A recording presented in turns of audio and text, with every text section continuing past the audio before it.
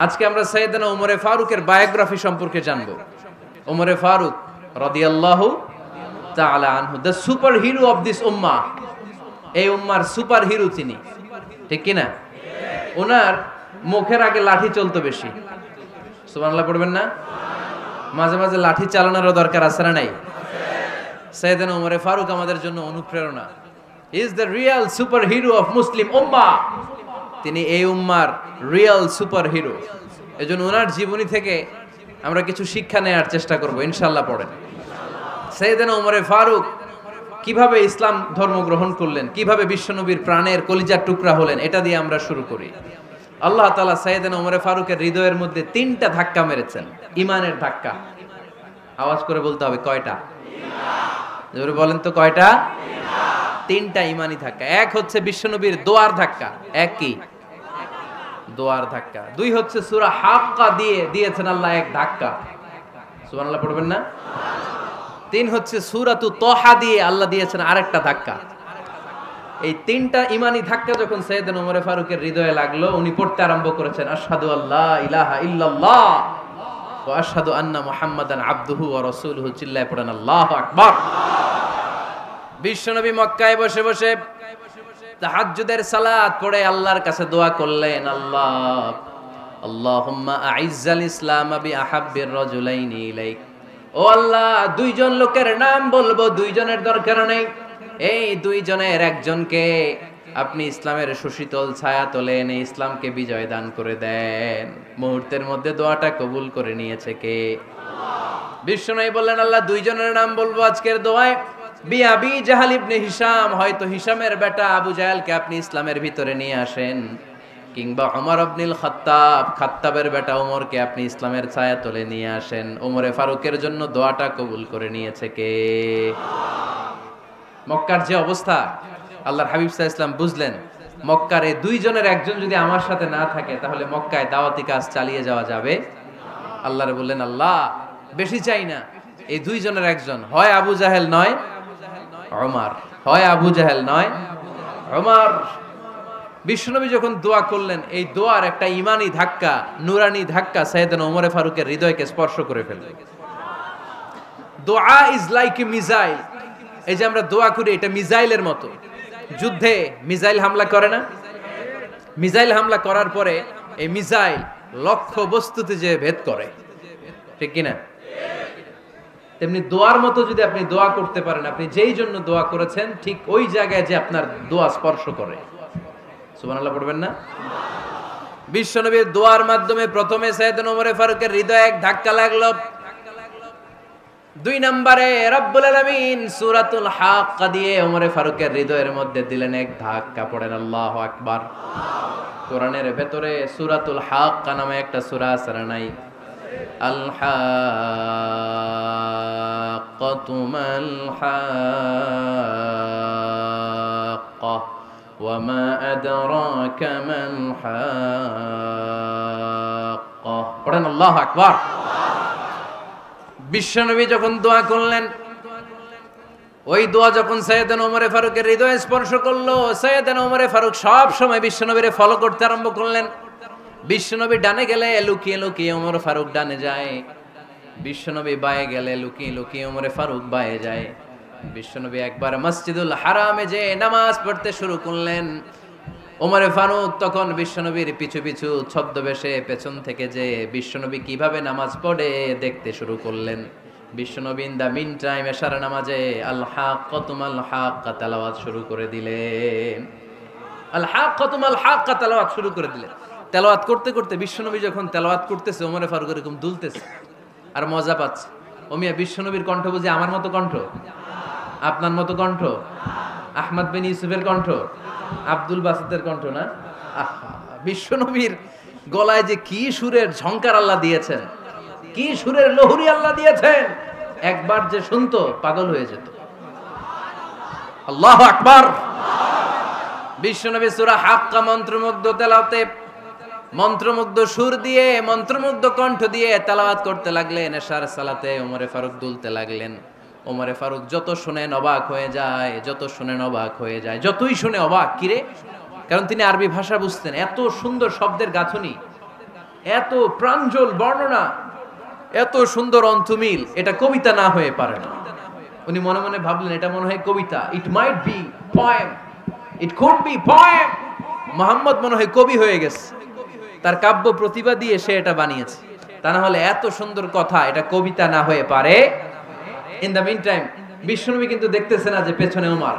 বিশ্বনবী তেলাওয়াত করছিলেন, ইন দ্য মিন টাইম বিশ্বনবী পড়ছিলেন ওমা হুয়া বিকাউলি শাইরিন কলিলাম মা তুমিনুন। এই আয়াতের অর্থ হলো এটা কোনো কবির কথা নয়, খুব অল্প সংখ্যক লোকই তোমরা ঈমান আনো। সুবহানাল্লাহ পড়ে। এটাকে বলে কোইন্সিডেন্ট। কোইন্সিডেন্ট হুট করে অনেক সময় মিলে যায়, যায় কি যায় না? আপনি একজনের কথা ভাবতেছেন ভাবতেছেন, বাজারে গেলেন, বাজারে যেই দেখেন ওই লোকটা দাঁড়ায় আছে, এরকম হয় কি হয় না? কোইন্সিডেন্ট। ওমরে ফারুক মনে মনে যেটা ভাবতেছে ওই কথা দিয়ে বিশ্বনবী তেলাওয়াত করতেছে, আল্লাহু আকবার। বিশ্বনবী যে আয়াত তেলাওয়াত করছিলেন, আয়াতের অর্থ হলো এটা কোনো কবির বানানো কবিতা না, খুব অল্প সংখ্যক লোকই তোমরা ঈমান আনো। ওমরে ফারুক আটকে উঠলেন, থমকে দাঁড়ালেন। ঘটনা কি? আমি মনে মনে ভাবলাম কি রে, এত সুন্দর কথা, এটা তো মানুষের কথা হতে পারে না, এটা নিশ্চয়ই কবিতা, কবির কথা। কিন্তু মুহাম্মদ এখন আবার পড়তেছে ওমা হুয়া বিকাউলি শাইর, এটা কোনো শায়েরের কবির কথা নয়।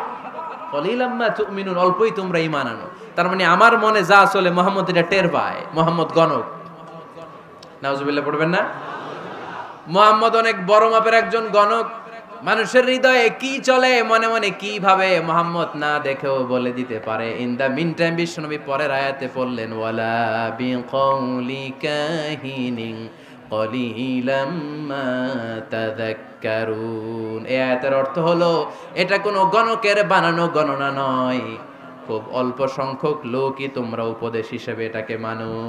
সুবহানাল্লাহ পড়েন। এবার আর ওমরে ফারুকের সহ্য হয় না, কি আজীব তামাশা। প্রথমে মনে করলাম কবিতা, মুহাম্মদ কয় কবি না, সে কবি না, এটা কবিতা না। তারপর ভাবলাম সে গণক, সে আয়াত পরে পরে বলে দিল এটা গণনা নয়, তাহলে এটা কি? এটা কি কবিতাও না গণনাও না, তাহলে এটা কি? বিশ্বনবী তখন বললেন তানজিলুম মির রাব্বিল আলামিন। সুবহানাল্লাহ পড়েন।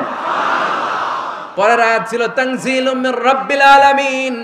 এটা দুনিয়ার কোনো কবির বানানো কবিতা না, এটা কোনো গণকের গণনা না, এটা কোনো সাহিত্যিকের বানানো সাহিত্য নয়, এটা মহাবিশ্বের পরিচালক রব্বুল আলামিনের কাছ থেকে পাঠানো কিতাব কোরআন। সূরা হাক্কার ধাক্কায় ওমরে ফারুক কাইত। প্রথমে ধাক্কাটা লাগলো যে দোয়া। বিশ্বনবী তাহাজ্জুদে কেঁদে দোয়া করলেন, আল্লাহ হয় আবু জাহেল রে দিবা নাইলে ওমর রে দিবা। ওই দোয়া ওমরে ফারুকের হৃদয়ে ছোঁয়া লেগেছে। এরপরে হাক্কা, সূরাতুল হাক্কা দিয়ে দিলে এক ধাক্কা। এই ধাক্কা খেয়ে উথাল পাথাল হৃদয়ের মধ্যে, হায় রে এ কি বাণী, এ কেমন কথা, কে মুহাম্মদ? তারপরও শয়তানের ওয়াসওয়াসা আছে না নাই? আল্লাহ বলে যতই ওয়াসওয়াসা ওমরকে দেয়া হোক, আমি ওমরে ফারুককে এই মুসলিম উম্মতের সেনাপতি বানিয়ে ছাড়বো, আমি সেনাপতি বানাবো। এবার 3 নাম্বার ডোজ। ডাক্তারের কাছে গেলে প্রথমে দেখবেন সিম্পল ডোজ দেয়, নরমাল ওষুধ, এটাতে কাজ না হলে ডোজ বাড়ায়, একেবারে কাজ না হলে অ্যান্টিবায়োটিক মারে, আছে না নাই?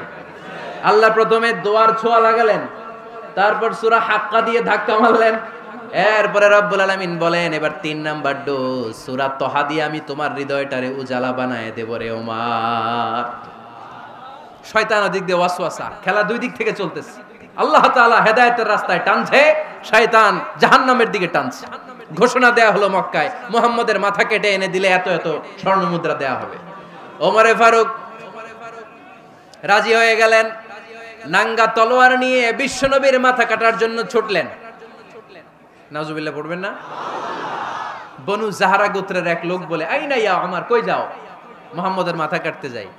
আরে মুহাম্মদের মাথা কাটতে যাও? তোমার বোন ফাতিমা বিনতে খাত্তাব আর তোমার বোন জামাই সাঈদ কদ সাবা, এরা তো ধর্ম ত্যাগ করে ফেলছে, এটা তো আমাদের ধর্ম ত্যাগ করে মুহাম্মদের ফলোয়ার হয়ে গেছে। আগে ওমর ঘর সামলাও, পরে মুহাম্মদের মাথা কাটতে যেও। ওমরে ফারুক অবাক হয়ে গেলেন, তলোয়ার নিয়ে বিশ্বনবীর দিকে না যে নিজের বাড়ির দিকে চলে গেলেন। বিশ্বনবীর আপন বোন ফাতিমা বিনতে খাত্তাব, বোন জামাই সাঈদ আর খাব্বাব রাদিয়াল্লাহু তাআলা আনহু, তিনজন মিলে সূরা তহা তেলাওয়াত করছিলেন। পড়েন সুবহানাল্লাহ। মক্কায় লুকিয়ে লুকিয়ে দাওয়াত হতো। খাব্বাব রাদিয়াল্লাহু তাআলা আনহু একটা চামড়ার ফলকের মধ্যে সূরা তহার কয়েকটা আয়াত এনে ওমরে ফারুকের বোন আর বোন জামাইকে শিক্ষা দিচ্ছে, ট্রেনিং দিচ্ছে। সুবহানাল্লাহ পড়েন। লুকিয়ে লুকিয়ে ওমরে ফারুক যখন ঘরে চলে আসলেন, এরা তটস্থ হয়ে গেল। সাইয়েদনা খাব্বাব বিছানার তলায় লুকিয়ে গেলেন। ওমরে ফারুক বললেন, দরজা খোলো। ফাতেমা বিনতে খাত্তাব দরজা খোলার পরে নির্মম ভাবে সাইয়েদনা ওমর রাদিয়াল্লাহু তাআলা আনহু বোনের গায়ে আঘাত শুরু করে দিল। বোন জামাইকে আহত করতে শুরু করলো আর বলতে শুরু করলো, তোরা পাগল হলি কেন? কি আছে ওই মুহাম্মাদের মধ্যে? কি জাদু নিয়ে এসেছে? সে যাই বলে লোকজন পাগল হয়ে যায়, সবাই তার উপর কালিমা পড়ে ঈমান এনে ফেলে। কি এমন জিনিস তোদের কাছে আছে যেটা দেখে মুহাম্মদকে তোরা ভালোবাসলি? কি আছে? কি পড়তেছিলি আমারে দেখা। ফাতেমা বলে, ইন্নাকা রিজসুন লা ইয়ামাসসুহু ইল্লাল মুতাহহারুন। ও আমার ভাই ওমর, তুমি নাপাক। তুমি কি? লা ইয়ামাসসুহু ইল্লাল মুতাহহারুন, পবিত্রতা অর্জন না করে এই কোরআন ধরা যায় না। সুবহানাল্লাহ পড়েন। ওমরে ফারুক গোসল করে আসলেন, কারণ ধাক্কা তো আগে কয়েকটা খাইছে। কথা বুঝেন নাই বোধহয়। প্রথমে দোয়ার ধাক্কা, পরে কোন সূরা দিয়ে ধাক্কা? হাক্কা দিয়ে ধাক্কা। 3 নম্বরে এখন আরেকটা ধাক্কা খাবে। গোসল করে আসলেন। ফাতেমা বিনতে খাত্তাব বললেন, গোসল যখন করে এসেছেন, এই নেন। ওমরে ফারুক এবার চামড়ার কাপড়ের মধ্যে সূরা তহার প্রথম আয়াতের দিকে নজর করলেন। নজর করেই কোরআনের প্রেমে পড়ে গেলেন। পড়েন সুবহানাল্লাহ। ওমরে ফারুক পড়তে আরম্ভ করলেন, তহা মা আনজালনা আলাইকাল কুরআনা লিতাশকা ইল্লা তাযকিরাতাল লিমান ইয়াখশা তানজিলাম মিম্মান খালাকাল আরদা ওয়াস সামাওয়াতিল উলা। সুবহানাল্লাহ পড়েন। উনি পড়তে আরম্ভ করলেন, তহা মা আনজালনা আলাইকাল কুরআনা লিতাশকা, এই কোরআনকে আমি তোমাদের হতভাগ্য জাতি হিসেবে দুনিয়ায় থাকার জন্য পাঠাই নাই। এটা রব্বুল আলামিনের পক্ষ থেকে এসেছে। যারা রবকে ভয় করে তাদের জন্য আছে উপদেশ। যিনি আকাশ বানিয়েছেন, জমিন বানিয়েছেন, ওই আল্লাহ তাআলা নিজেই এই কোরআন পাঠিয়েছে। আওয়াজ করে পড়তে হবে, আল্লাহু আকবার। উনি খুব ভালো আরবি জানতেন। সূরা তহা পড়ার পরে আর ধৈর্য ধারণ করতে পারে না। ওমরে ফারুক ছোট্ট বাচ্চার মতো কান্না শুরু করে দিলেন। আল্লাহু আকবার। সূরা তহাটা হাতে নিয়ে, তলোয়ারটা হাতে নিয়ে বিশ্বনবীর দিকে ছুটতে আরম্ভ করলেন। আইনা মুহাম্মদ, কোথায় মুহাম্মদ? তোমরা আমাকে মুহাম্মাদের কাছে নিয়ে চলো।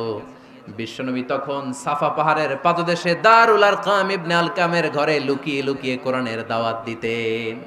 ওমরে ফারুককে পাগলের মতো ছুটে আসতে দেখে বিশ্বনবীর চাচা হামজা ইবনে আব্দুল মুত্তালিব বলল, নবী আপনি পালান। ওই যে খাত্তাবের বেটা ওমর আপনাকে অপমান করার জন্য, আক্রমণ করার জন্য তেড়ে এসেছে। সাহাবীরা বললেন, নবী আপনি পালিয়ে যান, আমরা সামাল দেব। বিশ্বনবী বললেন, না, আমি পালাবো না, বরং তোমরা সরে যাও। ওমর ইবনুল খাত্তাবকে আমার দরবার পর্যন্ত আসতে দাও। আমার তো মনে হচ্ছে ওই যে তাহাজ্জুদের নামাজ শেষে চোখের পানি ছেড়ে যে আমি আল্লাহর কাছে দোয়া করেছি, আজকে আমার ওই দোয়াটা কবুল হতে শুরু করেছে। আমার তো মনে হচ্ছে আমার দোয়া কবুল হবে, আসতে দাও। ওমর ফারুক এসে বললেন, আশহাদু আল্লা ইলাহা ইল্লাল্লাহ ওয়া আশহাদু আন্না মুহাম্মাদান আবদুহু ওয়া রাসূলুহু। আমি সাক্ষ্য দিলাম আল্লাহ ছাড়া কোনো ইলাহ নাই, নিশ্চয় আপনি আল্লাহর প্রেরিত বান্দা এবং রাসূল। পড়েন সুবহানাল্লাহ। ওমর ফারুক যখন কালিমা শাহাদা পড়ে মুসলমান হয়ে বিশ্বনবীর হাতে হাত রাখলেন, মুসলিম সাহাবীদের মধ্যে খুশি আর আনন্দের বন্যা বয়ে গেল। মুসলিম হাতে গোনা সাহাবারা আল্লাহর প্রশংসা করলেন। বিশ্বনবী সাইয়েদনা ওমর ফারুককে জড়িয়ে ধরলেন। ওমর ফারুক এবার বিশ্বনবীরে বললেন, নবী গো, আলাসনা আলাল হক, আমরা কি সত্যের উপরে আছি নাকি আমরা ভুলের উপরে আছি? বিশ্বনবী বললেন, বালা নাহনু আলাল হক, আমরাই সত্যের উপরে আছি। সুবহানাল্লাহ পড়েন। আলাসনা আলাল হক, নবী আমরা কি সত্যের উপরে নাই? হ্যাঁ অবশ্যই ওমর, তুমি সত্যের উপরে আছো। ওমরে ফারুক বললেন, তাহলে ফাফিমাল ইখতিফা, তাহলে লুকায় লুকায় আর দাওয়াত দেব কেন? আমি তো কালিমা পড়ে ফেলছি, আসেন আমার সাথে বের হই। ফাফিমাল ইখতিফা, আর লুকায় লুকায় কেন? আসেন আমরা বাইরে বেরোই। বিশ্বনবী বললেন, ওমর এটা মাক্কি জীবন, এখানে আমরা একটু গোপনে গোপনে দাওয়াত দিতে চাই। ওমরে ফারুক বলে, না, আমার দায়িত্ব, আমি একটা মিছিল দিতে চাই নবী। আল্লাহর নামের তাকবীর দিতে দিতে দারুল আরকাম থেকে শুরু করে মসজিদুল হারাম পর্যন্ত একটা মিছিল দিয়ে আমি মক্কা কাঁপাইয়া দেব। অনুমতি দেন। বিশ্বনবী দিতে চায় না। ওমর ফারুক অনেক বুঝানোর পরে স্বল্প পরিসরের একটা অনুমোদন পাওয়া গেল বিশ্বনবী সাল্লাল্লাহু আলাইহি ওয়াসাল্লামের কাছ থেকে। কিন্তু মিছিল যে দিবে, মিছিলের জন্য লোকের দরকার আছে না নাই? এখানে লোক নাই, আমি একাই মিছিল দিতেছি। এটা জমবে? মিছিল জমবে? খুঁজে উনি 11 জন মুসলিম সাহাবা পেলেন। কয়জন? ওমরে ফারুক বললেন 11 জনই সই। এই 11 জন নিয়ে আমি আল্লাহর নামের তাকবীর দেব। 2 লাইন করলেন। কয় লাইন? 2 লাইন। পেছনে 6 জন, আর এই লাইনের নেতা বানালেন বিশ্বনবীর চাচা হামজাকে রাদিয়াল্লাহু তাআলা আনহু। আর সামনে 5 জন, তার আগে দাঁড়ালেন উনি নিজেই। তাহলে 6 6 12। বললেন এই 2 লাইনই আমরা তাকবীর দিতে দিতে, বেশি না, এই দারুল আরকামের ঘর থেকে, আপনারা জানেন যে সাফা মারওয়া এখন যে সাই হয়, এই সাফার পাদদেশে ছিল দারুল আরকামের ঘর। উনি বললেন এখান থেকে ওই যে কাবার গিলাফ দেখা যায়, কাবার গিলাফ পর্যন্ত আমরা এই তাকবীর নিয়ে ওখানে যাব। সুবহানাল্লাহ পড়বেন না? ওখানে উনি দাঁড়িয়ে ছোট্ট একটা ভাষণ দিয়েছিলেন। উনি বলেছিলেন, মান আরাদা আন তাসকুলা উম্মু ওয়া ইয়াতামা ওয়ালাদু ওয়া তারমিলা যাওজাতুহু ফালিয়াসুদ্দানি। খেয়াল করে শুনেন, কান দুইটা খরগোশের কানের মতো খাড়া করেন। উনি এক বাক্যের একটা ভাষণ দিলেন। ভাষণ দিতে জানলে বড় ভাষণ দেয়া লাগে না। এক বাক্যের ভাষণ দিয়ে গোটা বিশ্বকে ঝাঁকুনি মারা যায়। চিল্লায় বলো ঠিক কিনা? ওমরে ফারুক এক বাক্যের একটা ছোট্ট ভাষণ দিলেন। মান আরাদা আন তাসকুলা উম্মু, কে আছো মায়ের এই মক্কায়, কে আছো মায়ের বুক খালি করতে চাও? ইয়া আচামা ওয়ালাদু, কে আছো বাচ্চাগুলারে, নিজের সন্তানগুলোরে ইয়াতিম বানাতে চাও? কে আছো তারমিলা যাওজাতুহু, নিজের স্ত্রীকে বিধবা বানাতে চাও? ফালিয়া সুদ্দানি, বুকের পাটা থাকলে আমি ওমর রে থামাও। ফালিয়া সুদ্দানি, দেখি মক্কায় কার এত বড় বুকের পাটা। কে আছো মায়ের বুক খালি করতে চাও, সন্তান রে এতিম বানাতে চাও, স্ত্রীকে বিধবা বানাতে চাও? ফালিয়া সুদ্দানি, পারলে আমারে ঠেকাও। এই বলে উনি আল্লাহু আকবার, আল্লাহু আকবার, আল্লাহু আকবার বলে স্লোগান শুরু করে দিলেন। এক এক স্লোগানে মক্কার মরুজমিন থারথার করে কাঁপতে আরম্ভ করল। এই মিছিল মক্কার কেউ দেয় নাই। মিছিলের আওয়াজ শুনে আবু জাহেল বাইরিস, উতবা বাইরিস, শাইবা, ওয়ালিদ ইবনে মুগিরা সব বের হয়েছে। কিরে, আমার এলাকায় এত বড় স্লোগান, কার এত সাহস? বের হয়ে দেখে মিছিলের সামনে ওমর। ওমর রে দেখে দিছে এক দৌড়। কারণ ওমরে ফারুককে থামানোর মতো বাপের বেটা মক্কায় দ্বিতীয়টা কেউ ছিল না। আওয়াজ করে বলেন ঠিক কিনা? ওমরে ফারুক আল্লাহু আকবার, আল্লাহু আকবার বলে স্লোগান দিতে দিতে মসজিদুল হারামের ভেতরে ঢুকে গেল। কাবার গিলাফ ধরার পরে সেদিন মিছিল থেমেছে। ওই আল্লাহর নামের স্লোগান সেদিন কেউ থামাতে পারে নাই, কিয়ামত পর্যন্ত কেউ থামাতে পারবে না। চিল্লায় বলো ঠিক কিনা?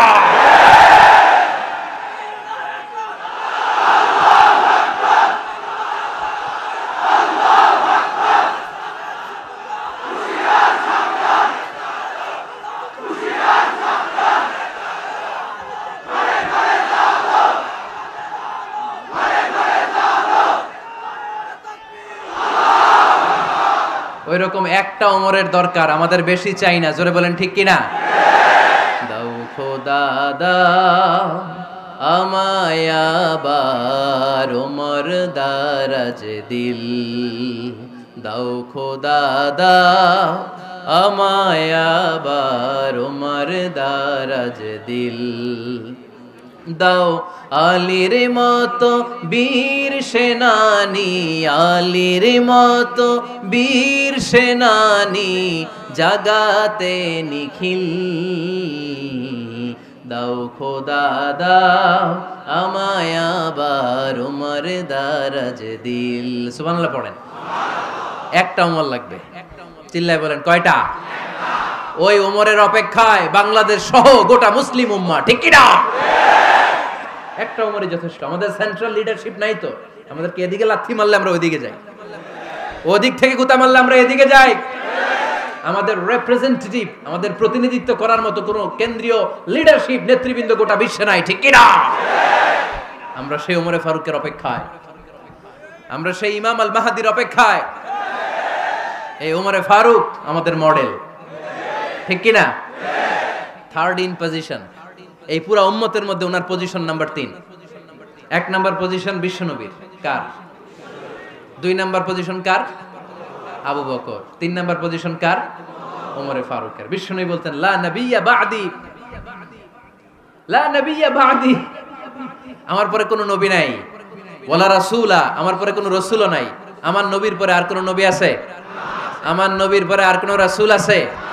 এই যে কাদিয়ানি যে একটা সম্প্রদায় আছে, এরা কি মুসলিম নাকি অমুসলিম? মুসলিম সম্প্রদায়ের সাথে এদের কোনো সম্পর্ক নাই। চিল্লায় বলেন ঠিক কি না? এরা যদি মুসলমান হতে চায়, আমার নবী দ্য লাস্ট মেসেঞ্জার বিশ্বনবীকে খাতামুন নবী হিসেবে সংবাদ সম্মেলন করে গোটা বিশ্বকে জানাই দিতে হবে, তারপরে তাদেরকে আমরা মুসলিম হিসেবে স্বীকৃতি দিব। চিল্লায় বলেন ঠিক কি না? তা না হলে তারা কোন ধর্মের এটাকে জানাই দিতে হবে। No inferiority complex, no identity crisis. Identity ক্রাইসিসে থাকা যাবে না। আপনারা কোন ধর্মের এটা জানাই দেন। আপনারা বিশ্বনবীরও শেষ নবী মানবেন না, আবার মুসলিম বলেও নিজেদেরকে ট্যাগ লাগাতে চাইবেন। সাধারণ মুসলমানরা এটা এই ধোঁকাবাজি মানে না। চিল্লায় বলেন ঠিক কি না? আমার নবীর পরে কোনো নবী নাই, আমার রাসূলের পরে কোনো রাসূল নাই, ঠিক কি না? আল্লাহর হাবিব বলতেন লাউ কানা বা'দি নাবিয়্যুন লাকানা উমর, তবে আমার পরে যদি নবী হওয়ার যোগ্যতা কারো থাকে, আমার ওমরের ওই যোগ্যতা আছে। সুবহানাল্লাহ পড়েন।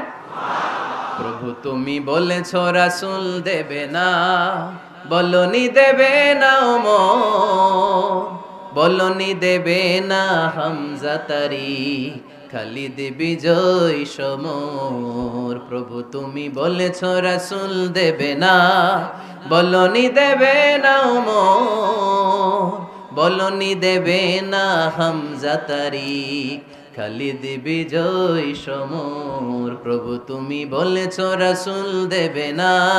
সুবহানাল্লাহ পড়েন। এজন্য আমরা একটা ওমর চাই। কয়টা? বেশি লাগবে? নেতার মতো নেতা কয়টা লাগে? জোরে বলেন কয়টা? Enough, that's enough. ওমরে ফারুক আওয়ার সুপার হিরো। ওনার সাথে বিশ্বনবী সাল্লাল্লাহু আলাইহি ওয়াসাল্লামের মুসাহারার সম্পর্ক ছিল। ওমরে ফারুক যে বিশ্বনবীর শ্বশুর, এটা অনেকে জানেই না। ওমরে ফারুক রাদিয়াল্লাহু তাআলা আনহু বিশ্বনবীর শ্বশুর ছিলেন। এটা আজকে নতুন শুনছেন। কে কে হাত তোলেন? দেখছেন হুজুর? সঠিক বলছি না আমি? অনেকে আমরা জানি না। মাশাআল্লাহ, জানতে লজ্জা নাই, শিখতে লজ্জা নাই। লজ্জা হচ্ছে অজ্ঞতায় আর মূর্খতায়, ঠিক কি না? আমরা শিখতে রাজি আছি। যে কথা বলে আমরা তার ছাত্র। আমার আগে হুজুর কথা বলতেছিলেন, আমরা ছিলাম ছাত্র। এখন আমি কথা বলতেছি, এখন আমরা সবাই হয়ে গেছি ছাত্র, ঠিক কি না? যিনি বলেন তিনি শিক্ষক, বাকিরা আমরা ছাত্র, ঠিক কি না? 4 খলিফার 2 খলিফা, ইসলামের 4 খলিফার 2 খলিফা বিশ্বনবীর মেয়ের জামাই, আর বাকি 2 খলিফা বিশ্বনবীর শ্বশুর। সুবহানাল্লাহ পড়েন। সাইয়েদনা আলী রাদিয়াল্লাহু তাআলা আনহু, সাইয়েদনা উসমান যুন-নূরাইন বিশ্বনবীর মেয়ের জামাই। উসমান রাদিয়াল্লাহু তাআলা আনহুর কাছে বিশ্বনবী 2 মেয়েকে বিয়ে দিয়েছিলেন। একজন মারা যাওয়ার পরে আরেকজন। বিশ্বনবী বলেছেন এরপরে আরেকটা থাকলে ওইটারও বিয়ে দিতাম। সুবহানাল্লাহ পড়বেন না? 2 জন ছিল মেয়ের জামাই আর 2 জন ছিল শ্বশুর। সাইয়েদনা আবু বকর শ্বশুর, বিশ্বনবীর স্ত্রী আম্মাজান আয়েশা রাদিয়াল্লাহু তাআলা আনহার বাবা। বিশ্বনবীর স্ত্রী আম্মাজান হাফসা রাদিয়াল্লাহু তাআলা আনহার বাবা ছিল সাইয়েদনা ওমর ফারুক। চিল্লায় পড়েন আল্লাহু আকবার। জানো তো না পজিশন না? সাইয়্যিদু কুহুলিল জান্নাহ, জান্নাতে যত নারীরা যাবে, নারীদের সর্দারিনী হবে সাইয়্যিদাতুনা ফাতেমা রাদিয়াল্লাহু তাআলা আনহা। এই ফরিদপুরের যত ইয়াং স্টারেরা তোমরা যারা জান্নাতে যাবে, তোমাদের লিডার হবে সাইয়েদনা হাসান আর হুসাইন রাদিয়াল্লাহু তাআলা আনহুমা। আর বয়স্ক মুরব্বীরা যারা জান্নাতে ঢুকবেন, আপনাদের লিডার হবে সাইয়েদনা আবু বকর আর সাইয়েদনা ওমর ফারুক রাদিয়াল্লাহু তাআলা আনহু। সুবহানাল্লাহ পড়তে পারলেন না? ওমর ফারুক এটা সাধারণ কোনো ক্যারেক্টারিস্টিক্স নয়। ওনাকে আল্লাহ তাআলা নলেজও দিয়েছেন, আবার দিনদারিও দিয়েছেন। আমার দিনী ভাইয়েরা খেয়াল রাখবেন, কোন আলেমের মধ্যে বা কোন নেতার মধ্যে যদি এই দুইটার সমন্বয় আপনি পান, যে তার জ্ঞানও আছে আবার দিনদারিও আছে, he belongs the knowledge and he belongs the taqwa, সে গোটা বিশ্বকে জয় করে ফেলবে, ঠিক কি না? যার মধ্যে জ্ঞান আছে, যার মধ্যে তাকওয়া আছে, তারে কেউ থামায় রাখতে পারে? ওমরে ফারুককে এই 2 নেয়ামত দিয়ে ধন্য করেছে কে? সহিহ বুখারীর বর্ণনা, বিশ্বনবী সাহাবীদের সামনে একটা স্বপ্নের কথা বলছেন। বিশ্বনবী বললেন, আমি স্বপ্নে দেখলাম আমার আঙ্গুলের ফাঁকা থেকে দুধ বের হচ্ছে, আমি তৃপ্তি সহকারে দুধ খেলাম। খাওয়ার পরে দেখলাম আঙ্গুলের মধ্যে একটু দুধ লেগে আছে। আমার আঙ্গুলে অতিরিক্ত লেগে থাকা দুধটা আমি ওমরে ফারুকের মুখের মধ্যে লাগিয়ে দিলাম। সাহাবারা বললেন, ইয়া রাসূলুল্লাহ, ইয়া হাবিবাল্লাহ, মাযা আওয়ালতা বিহি, এই স্বপ্নের আপনি কি ব্যাখ্যা করলেন, আমরা তো বুঝলাম না। বিশ্বনবী বললেন, আওয়ালতু বিহি আল ইলম, আমি এই দুধ দিয়ে জ্ঞানের ব্যাখ্যা করেছি, কারণ ওমরকে আল্লাহ যেই জ্ঞান দিয়েছে গোটা বিশ্বের কাউকে এত জ্ঞান দেয় না। এজন্য স্বপ্নে যদি কেউ দেখেন যে আপনি দুধ খাচ্ছেন, তার মানে আল্লাহ তাআলা আপনার জ্ঞান বাড়ায় দিবে। ওমরে ফারুককে দুধ খেয়ে অতিরিক্ত দুধের অংশটা বিশ্বনবী আবু বকর রাদিয়াল্লাহু তাআলা আনহুর মুখে দেন নাই, সাইয়েদনা উসমানের মুখে দেন নাই, আলী রাদিয়াল্লাহু তাআলা আনহুর মুখে দেন নাই। স্বপ্নে ওই অতিরিক্ত লেগে থাকা দুধটা বিশ্বনবী ওমরে ফারুকের ঠোঁটের মধ্যে লাগিয়ে দিয়েছেন। এই হাদিস থেকে প্রমাণ হয় আল্লাহ তাআলা জ্ঞানের নেয়ামতে সাইয়েদনা ওমরে ফারুককে ধন্য করেছেন। আবার বুখারীর বর্ণনা, বিশ্বনবী সাল্লাল্লাহু আলাইহি ওয়াসাল্লাম আরেকটা স্বপ্নের বর্ণনা দিচ্ছেন। তিনি বললেন, তোমাদের সবাইকে স্বপ্নে আমার সামনে দাঁড় করানো হলো। আমি দেখলাম তোমাদের কারো জুব্বা নাভি পর্যন্ত, কারো জুব্বা হাঁটু পর্যন্ত, কারো জুব্বা টাকনু পর্যন্ত। ওমরে ফারুককে যখন স্বপ্নে আমার সামনে দাঁড় করিয়ে দেয়া হলো, আমি দেখলাম ওমরের জুব্বা এত লম্বা, ওমর টেনে হিচড়ে তার জুব্বা নিয়ে সামনে হেঁটে যাচ্ছে।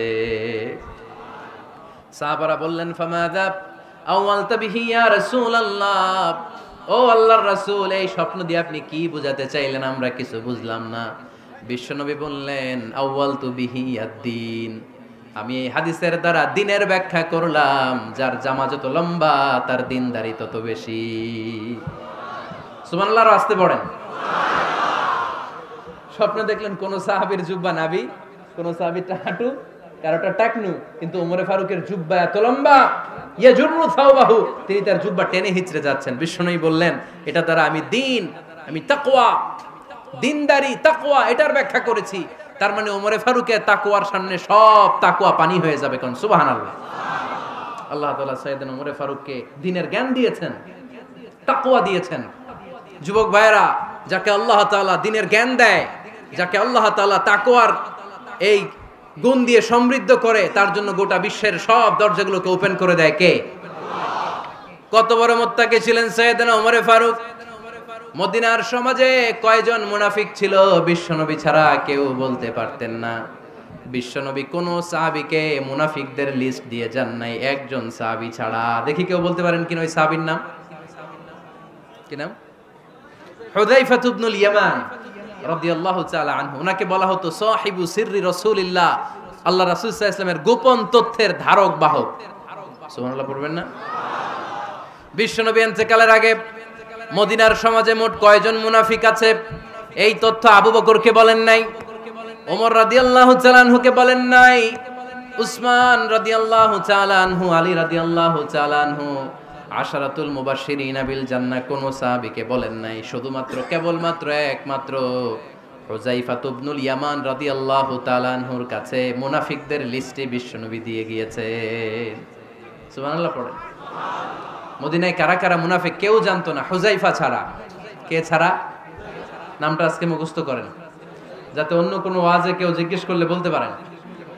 মুনাফিকদের লিস্ট যে সাহাবীর কাছে বিশ্বনবী দিয়ে গিয়েছিলেন, সাহাবীর নাম কি? নাম? নামটা কেমন লাগে?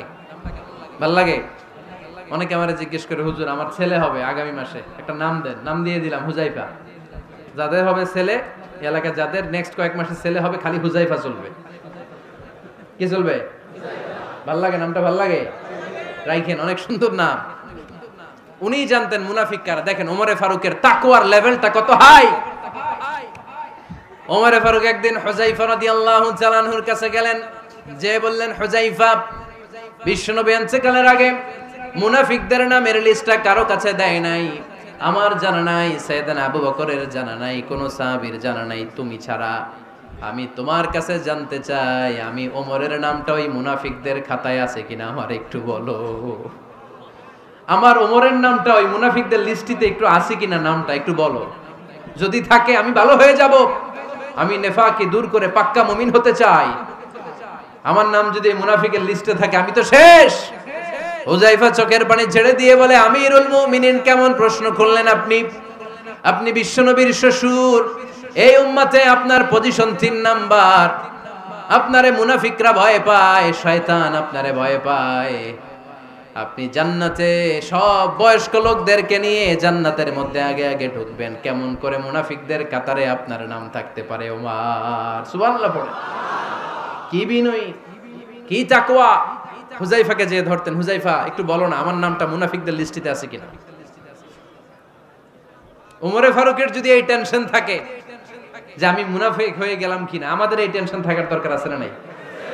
হ্যাঁ, যেন সব সময় আল্লাহর কাছে দোয়া করতে হবে, আল্লাহ তুমি নেফাকি থেকে আমাদেরকে বাঁচাও। আরো জোরে পড়েন আমিন। ওমরে ফারুক রাদিয়াল্লাহু তাআলা আনহু আমাদের সুপার হিরো, আমাদের সবাই বলেন আমাদের। উনি কত বড় সুপার হিরো শুনেন। উনি জুমার খুতবা দিচ্ছেন। কি দিচ্ছেন?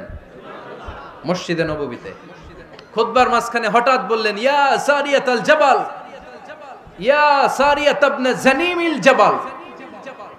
এই কথা বলেই আবার খুতবা দিতে শুরু করলেন।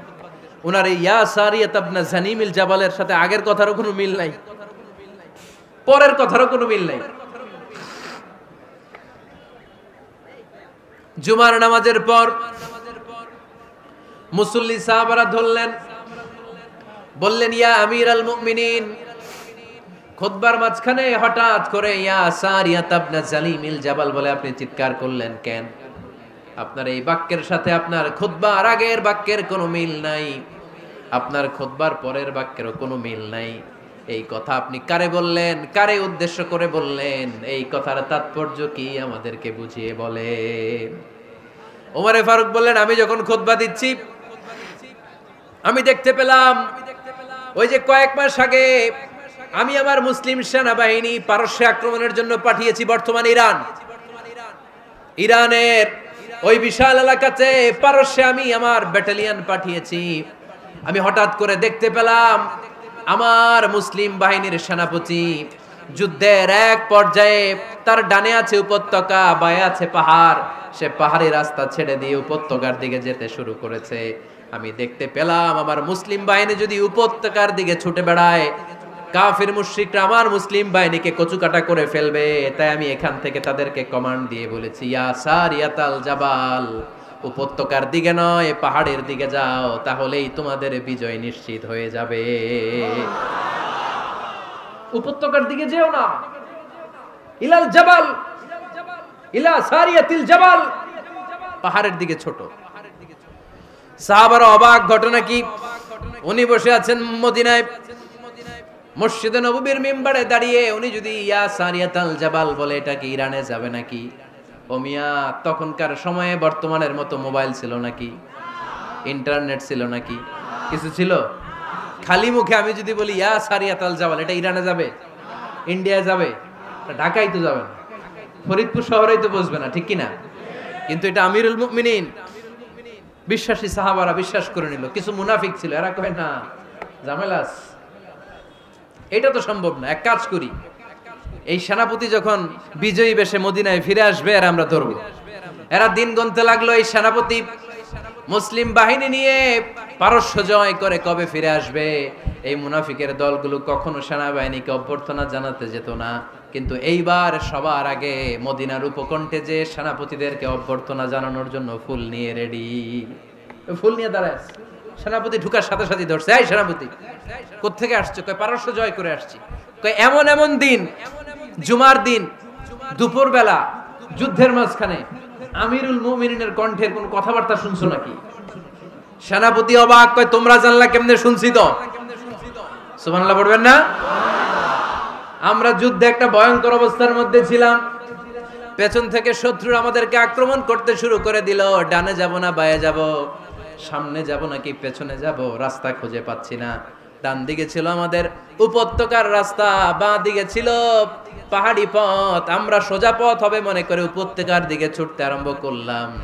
হঠাৎ করে আমিরুল মুমিনিনের কণ্ঠ বজ্র কণ্ঠে আমার কানের মধ্যে ভেসে আসলো, আমার মনে হলো আমিরুল মুমিনিন কেমন যেন আমাকে কমান্ড দিচ্ছেন আর বলছেন, ইয়া সারিয়াতাল জাবাল, ডান দিকে উপত্যকার পথে নয়, তাড়াতাড়ি পাহাড়ের দিকে সৈন্যবাহিনী নিয়ে উঠে যা। পাহাড়ের দিকে, ডানে না। This is wrong track and this is the right track.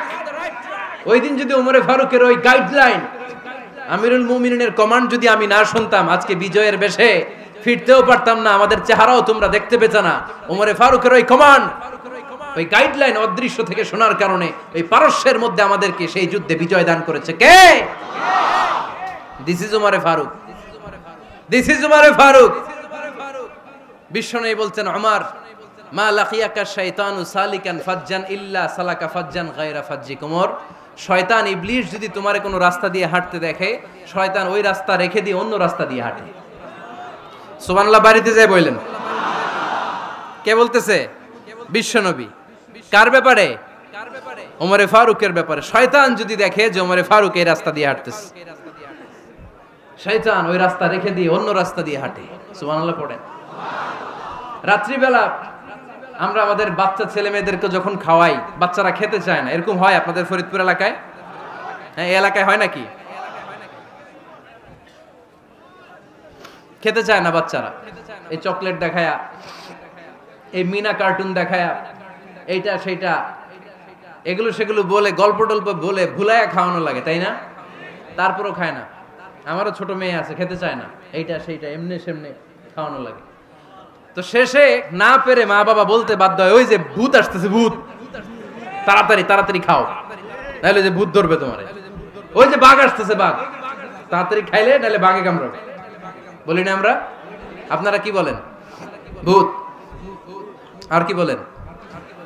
হ্যাঁ হ্যাঁ, আচ্ছা, এক এক জায়গায় এক একটা আমরা বলি, ভূত আসবে, বাঘ খাবে, ভাল্লুক খাবে, তাড়াতাড়ি খাও। মদিনাতে যখন ওমরে ফারুক আমিরুল মুমিনিন, মদিনার মায়েরাও বাচ্চাদেরকে খাওয়াতে পারতো না, ছোট্ট মেয়েদেরকে খাওয়াতে পারতো না, খাওয়া নিয়ে যন্ত্রণা করতো। বাচ্চারা যখন মদিনায় খেতে চাইতো না রাত্রি বেলায়, মদিনার মায়েরা বলতো, তাড়াতাড়ি খাও, হা হুয়া ইয়াতি উমর, হা হুয়া ইয়াতি উমর, তাড়াতাড়ি খা, নাইলে ওই যে ওমর আসতেছে, Omar. This is our super hero সাইয়েদনা ওমর ফারুক রাদিয়াল্লাহু তাআলা আনহু।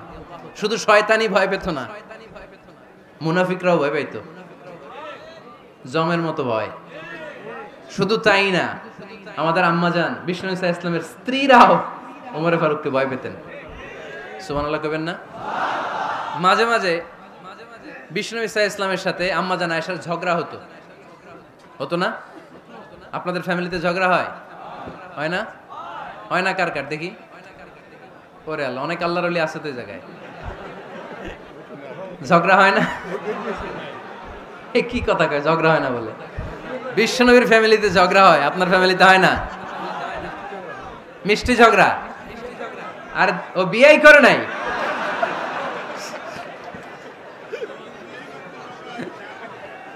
ঝগড়া তো হবেই, দাম্পত্য জীবনের মজাটাই তো এখানে। কখনো ঝগড়া, কখনো আনন্দ, একটু বৃষ্টি, একটু রোদ, একটু হাসি, একটু কান্না, ভালো লাগা, ভালোবাসা শেয়ার করে নেয়া, মিলেমিশে একাকার হয়ে যাওয়া, ঠিক কিনা? তো আল্লাহর হাবিব সাল্লাল্লাহু আলাইহি ইসলামের সাথে আম্মাজান আয়েশার ঝগড়া হতো। তো একদিন ঝগড়া হয়ে দুইজন রেগে আছে। খবরদার দুইজন রেগে থাকবেন না, আবার একজন রাগলে আরেকজন থেমে যাবেন, কারণ এই ছোট্ট ঝগড়া থেকে এটা অনেক সময় বিচ্ছেদের দিকে গড়ায়।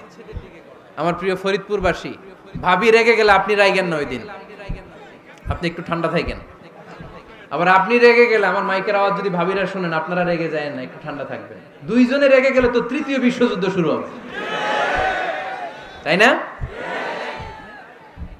একজন রেগে গেলে আরেকজন ঠান্ডা, কারণ এই সামান্য ঝগড়া থেকে ইগোর কারণে এটা বিচ্ছেদ আর ডিভোর্স পর্যন্ত গড়ায়।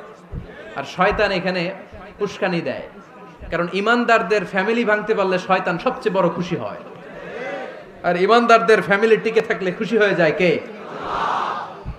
আম্মাজান আয়েশা রাদিয়াল্লাহু তাআলা আনহার সাথে বিষ্ণু ইসলামের ঝগড়া হতো মাঝে মাঝে। একবার ঝগড়া হলো, বিষ্ণু ইসলামও রাগ, আম্মাজান আয়েশাও রাগ। তো বিষ্ণুই বললেন, আয়েশা, ঝগড়া করে আর কতক্ষণ থাকবো, আসো মিটমাট করি। আয়েশা রাদিয়াল্লাহু বললেন, ঠিক আছে, মিটমাট করব। তো বিষ্ণু ইসলাম বললেন, মিটমাটের জন্য কারে ডাকবো? ওমর রে ডাকি। কয় না, ওমর রে না, উমরু গালিজ, উমর অনেক রাগী, আমার ডর লাগে। কয় তাহলে তোমার আব্বারে ডাকি, কয় ডাকেন। কি খুশি, মেয়েদের মধ্যে অভ্যাসটা আছে না নাই? তাহলে তোমার আব্বারে ডাকি, ডাকেন। ডেকে নিয়ে আসা হলো। আবু বকর রাদিয়াল্লাহু তাআলা আনহু দাঁড়ালেন, আম্মা জান আয়েশা দাঁড়ালেন, বিশ্বনবীও দাঁড়ালেন। বিশ্বনবী বললেন, আয়েশা তোমার আব্বা আসছে, এবার ঘটনা খুলে বলার পালা, তুমি বলবা নাকি আমি বলবো? আম্মা জান আয়েশা বললেন, আপনি বলেন, তবে ওয়ালা তাকুল ইল্লা হাক্কান, যেটা ঘটছে ওইটাই বললেন, মিথ্যা কথা কইেন না। আবু বকর রাদিয়াল্লাহু তাআলা আনহু রেগে মেগে আগুন, কি এই কথা তুমি কেমন করে বলো? বিশ্বনবী কি মিথ্যা কথা কখনো বলবে? রেগে মেগে দিলেন মেয়ের গালে এক চড়। বানিয়ে বলতেছি না, মুসনাদ আহমদ ইবনে হাম্বলের হাদিস। বাবার হাতের থাপ্পড়কে আম্মা জান আয়েশা উল্টে বললেন। সাইয়েদনা আবু বকর রাগে গড়গড় করছেন, আবার মারার জন্য তেড়ে গেলেন। এবার বাঁচার জন্য আম্মা জান আয়েশা বিশ্বনবীর পিছনে যে আশ্রয় নিলেন, বিশ্বনবী বাঁচানোর জন্য দুই হাত মেলে দাঁড়িয়ে গেলেন। পড়েন সুবহানাল্লাহ। বিশ্বনবী যখন দুই হাত মেলে দাঁড়িয়ে গেলেন, সাইয়েদনা আবু বকর রাদিয়াল্লাহু আনহু থেমে গেলেন। সাইয়েদনা আবু বকর রাদিয়াল্লাহু তাআলা আনহু ঘর থেকে বের হয়ে বারান্দায় দাঁড়ালেন। পড়েন সুবহানাল্লাহ। এবার বিশ্বনবী আম্মা জান আয়েশার কাছে যেয়ে বলেন, ইয়া আয়েশা কাইফা রাআইতিনি আনকাসতুকি মিনার রাজুল, দেখছো কেমনে বাঁচাইলাম? আমি না থাকলে ভর্তা বানাই ফেলতো আজকে। আমি বাঁচাইছি তোমারে, আমি, আমার লগে ঝগড়া করো তুমি। লজ্জায় পড়ে আম্মা জান আয়েশা খিলখিল করে হেসে দিলেন, বিশ্বনবীও হেসে দিলেন। দুইজনের হাসির মধুর আওয়াজ শুনে সাইয়েদনা আবু বকর বাইরে থেকে অবাক, কিরে এতক্ষণ না ঝড় তুফান, এখন দেখি হাসি। সালাম দিয়ে অনুমতি নিয়ে ভিতরে ঢুকলেন। ঢুকে দেখেন আম্মা জান আয়েশাও হাসে, বিশ্বনবীও হাসে। এ হাসি দেখে আবু বকর রাদিয়াল্লাহু আনহু হেসে দিলেন। আরশের উপর থেকে খুশি হয়ে গেলেন কে? এবার সাইয়েদনা আবু বকর রাদিয়াল্লাহু তাআলা আনহু বললেন, ইয়া রাসূলুল্লাহ আশরিকানি ফি সিলমিকুমা কামা আশরাকতুমানি ফি হারবিকুমা। ও নবী, যুদ্ধ লাগলে, দুইজন যুদ্ধ লাগলে মীমাংসার জন্য যেমনি আমারে ডাকেন, এরকম হাসি আর আনন্দের মুহূর্তেও আমারে একটু ডাইকেন। আশরিকানি ফি সিলমিকুমা কামা আশরাকতুমানি ফি হারবিকুমা। নবী, আপনাদের মধ্যে ঝগড়া লাগলে সন্ধি করার জন্য আমারে যেমনি ডাকেন, আপনাদের হাসি খুশি আনন্দ খুনসুটি এই মজাদার মুহূর্তগুলোতে আমারে বঞ্চিত রাখেন না, আমার একটু ডাইকেন। সুবহানাল্লাহ পড়েন। এই মুসনাদে আহমদ ইবনে হাম্বলের হাদিস শোনার উদ্দেশ্য হচ্ছে, বিশ্বনবী প্রথমে ওমর ফারুকের নাম বলেছিলেন। সাইয়েদনা আয়েশা বলে, না আমি ডরাই। হাইবাত, দিস ইজ কল্ড হাইবাত ওমর। একবার বিশ্বনবীর সব বিবিরা ধরলেন, ও নবী আমাদেরকে এটা দেন, ওইটা দেন, ঘরে এটা নাই, ওইটা নাই, ওইটা নাই। বিশ্বনবীকে, আমার কাছে কিচ্ছু নাই, যদি এমনি আমার বউ হয়ে থাকতে চাও থাকো, তাহলে তা না হলে যা লাগবে কিনে দেব, সাথে সাথে তালাকও দিয়ে দিব। কিছু দিতে পারবো না, আমার নাই তো, সামর্থ্য নাই। কিন্তু বিবিরাও ছাড়ে না, এটা দেন ওইটা দেন। বিশ্বনবী রহমতের নবী, বিবিদেরকে বুঝাতেও পারেন না, বিবিরা আবদার করতেছে, নবী এটা লাগবে ওইটা লাগবে। ইন দ্য মিন টাইম বিশ্বনবী একজনের সালাম শুনতে পেলেন। কে যেন দরজায় দাঁড়িয়ে বলতেছে, আসসালামু আলাইকুম। বিশ্বনবী দরজার দিকে তাকালেন, তাকিয়ে বললেন, ওয়া আলাইকুমুস সালাম। আর বুঝতে পারলেন এটা আমার ওমরের সালাম। সালাম দেওয়ার পরে বিবিদের দিকে তাকায় দেখে একজন বিবিও নাই, সব অন্দরমহলের ভিতরে দৌড়। সুবহানাল্লাহ পড়তে পারলেন না? This is our super hero Omar. এরকম ওমর একটা লাগবে, চিল্লায় বলেন কয়টা? একটা ওমর গোটা বিশ্বকে সোজা করে দিবে। একটা ওমর সবল আর দুর্বলের সব পার্থক্য দূর করে দিবে। মাজলুমের উপর জালিমের অত্যাচারের অবসান ঘটায় দিবে। গোটা বিশ্বটাকে সাম্য, মৈত্রী, ভালোবাসার ইনসাফ দিয়ে পরিপূর্ণ করে দিবে। সেই ওমরের অপেক্ষায় আমরা। নিজের ছেলেকে 80টা বেত মেরেছেন। কয়টা? 80টা বেত মেরেছে। এই ব্যাপারে অনেকগুলো বর্ণনা পাওয়া যায়। সবচেয়ে সহিহ বর্ণনা হচ্ছে মুয়াত্তা ইমাম মালিকের বর্ণনা। ওমরে ফারুক রাদিয়াল্লাহু তাআলা আনহুর ছেলে আব্দুর রহমান মারুফুন বিআবি শাহমা ছিলেন মিশরে। ওখানে নাবিজ খেয়েছিলেন। নাবিজ হচ্ছে আরব দেশের লোকেরা দুধের মধ্যে শক্ত খুরমা রাত্রেবেলা ঢেলে দিত। ঢেলে দিলে সারা রাত ওই খুরমার রসটা দুধের সাথে মিশে দুধটা লাল হয়ে যেত। এটারে সকালবেলা খেত, খুব সুস্বাদু। এটাকে বলে নাবিজ। কিন্তু এটা রাতে ভিজাইলে সকালেই খাইতে হয়, রেখে দিলে আবার একটু সমস্যা হয়। এটা অনেকটা তারির মতো হয়ে যায়, মাতলামি চলে আসে। তো ওমরে ফারুকের ছেলে নাবিজ খেয়েছেন, মদ খাননি, নাবিজ। কিন্তু নাবিজ খাওয়াতে সাকরান চলে এসেছে। সাকরান চলে আসাতে এটা যখন প্রমাণিত হয়েছে, আমর ইবনে আল আস রাদিয়াল্লাহু তাআলা আনহু নাকি 80 বেত মেরেছেন মিশরে। কয় বেত? নিয়ম হচ্ছে সবার সামনে, কিন্তু সবার সামনে না মেরে একটু গোপনে মেরেছে। এই তথ্য যখন ওমরে ফারুকের কাছে এসেছে, উনি বললেন না, মারতে হবে সবার সামনে, আলাদা মাল্লা কেন? ও মদিনায় ফিরে আসলে আমি আবার 80টা মারব। মদিনায় ফিরে আসার পরে সাইয়েদনা ওমরে ফারুক ওই আগের 80টারে আর ধরেন নাই, নিজ হাতে আবার 80টা বেত মেরেছেন। এই বেত মারার 1 মাস পরে এই আবু শাহমা ইন্তেকাল করেছে। অনেক ঐতিহাসিক বলে এই বেতের আঘাতে মরেছে, কেউ কেউ বলেছে নিজের রোগের কারণে মরেছে। কিন্তু দিস ইজ দ্য ইনসাফ সিস্টেম অফ উমর। নিজের ছেলে বলে ছেড়ে দেয় নাই। এখন নিজের ছেলে হইলে 7 খুন মাফ, নেতার ছেলে হইলে 10 খুন মাফ, এলাকার মোড়লের ছেলে হইলে 10 খুন মাফ। নো পার্সিয়ালিটি ইন ইসলাম। ইসলামে পার্সিয়ালিটি নাই। আপনি নেতার ছেলে হন, আপনি বিজনেস ম্যাগনেটের ছেলে হন, আপনি যেই হন না কেন, ইসলামের দৃষ্টিতে সবাই সমান। চিল্লায় বলেন ঠিক কিনা? বানু মখজুমিয়া গোত্রের এক নারী চুরিতে ধরা পড়ল। সাহাবারা বললেন, নবী, মদিনার সবচেয়ে ভেরি প্রেস্টিজিয়াস এন্ড ডিগনিফাইড ফ্যামিলির মেয়ে, আপনি হাত কাটেন না, কারণ ইসলামের নিয়ম চুরি করলে কি কেটে দাও। বিশ্বনবী বললেন, বলো কি? হাত না কাটার জন্য তোমরা আমাকে রেকমেন্ড করছো? এটা আল্লাহর আইন। পৃথিবীর কেউ রেকমেন্ড করলো শোনার ক্ষমতা আমার নাই, কারণ আইনটা দিয়েছে কে? লাউ কানাত ফাতিমাতু বিনতি মুহাম্মাদিন সারাকাত লাকাতা মুহাম্মাদুন ইয়াদাহা। আরে বনু মাকসুমিয়া মেয়ে তো দূরের কথা, আমার কলিজার টুকরা ফাতেমাও যদি আজ চুরিতে ধরা পড়তো, তার হাত কেটে দিতে আমি 1 মিনিটও দেরি করতাম না। দিস ইজ ইসলাম। এই হচ্ছে ওমরে ফারুকের মানাকিব। এরকম ওমরে ফারুক কয়টা লাগবে? আওয়াজ করে বলতে হবে, কয়টা লাগবে? একটা লাগবে। এই সাইয়েদনা ওমরে ফারুক মদিনার প্রথম চিফ জাস্টিস ছিলেন। সর্বপ্রথম উনার পরামর্শে সাইয়েদনা আবু বকর রাদিয়াল্লাহু তাআলা আনহু কোরআনকে সংকলন করেছেন। আমরা এই যে কোরআন পড়ি 30 পারা, এমদাদিয়া লাইব্রেরির 114টা সূরা, কত সুন্দর সন্নিবেশ করা হয়েছে, এখানে সাজানো হয়েছে। আল্লাহর হাবিব সাল্লাল্লাহু আলাইহি ওয়াসাল্লামের সময় কি এরকম কোরআন ছিল নাকি? ছিল না। খেজুর পাতার মধ্যে, গাছের বাকলের মধ্যে, ওটের বড় হাড্ডির মধ্যে আর পাথরের মধ্যে খোদাই করা কোরআন ছিল। সাইয়েদনা আবু বকরের সময় রাদিয়াল্লাহু তাআলা আনহুর সময় যুদ্ধ হলো, 70 জন হাফেজ সাহাবী ইন্তেকাল করলেন। সাইয়েদনা আবু বকর রাদিয়াল্লাহু তাআলা আনহুকে ডেকে ওমরে ফারুক বললেন, ও আবু বকর, এইভাবে হাফেজে কোরআন সাহাবীরা যদি দুনিয়া থেকে বিদায় হয়ে যায়, আল্লাহর কোরআনও তো বিদায় হয়ে যাবে। আমার পরামর্শ হলো আপনি সব বয়োজ্যেষ্ঠ সাহাবীদেরকে একসাথে করে কোরআনের সব কাগজগুলোকে একসাথে করে একটা নির্ধারিত কপির মধ্যে কোরআনকে সংকলন করে ফেলেন।